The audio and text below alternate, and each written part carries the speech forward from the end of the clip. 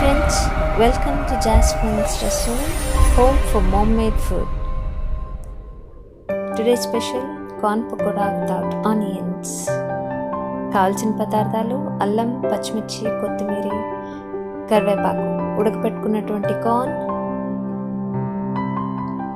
దంచి పెట్టుకున్నటువంటి అల్లం, 2 పచ్చిమిర్చిని తీసి ఒక బౌల్లో కార్న్ తీసుకొని దాంట్లో 1 table spoon salt, 1 table spoon కారం,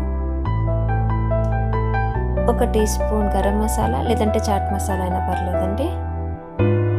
దాంట్లో దంచి పెట్టుకున్నటువంటి అల్లం,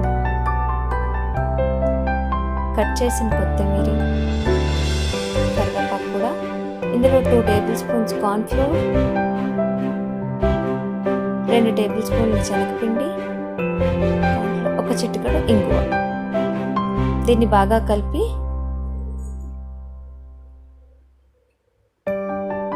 మిక్సీ చేసుకొని ఆ మిక్సీ చేసిన దాంట్లో కట్ చేసి పెట్టుకున్నటువంటి పచ్చిమిర్చిని కలుపుకోవాలి.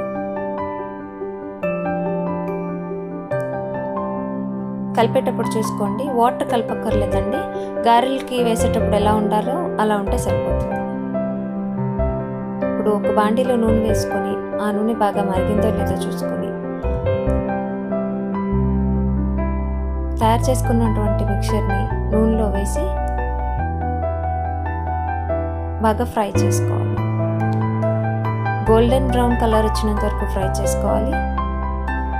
అప్పుడప్పుడు తిప్పుతూ ఉండాలి, లేదంటే మాడిపోతుందండి. చూసారా ఎంత బాగా ఫ్రై అయిందో.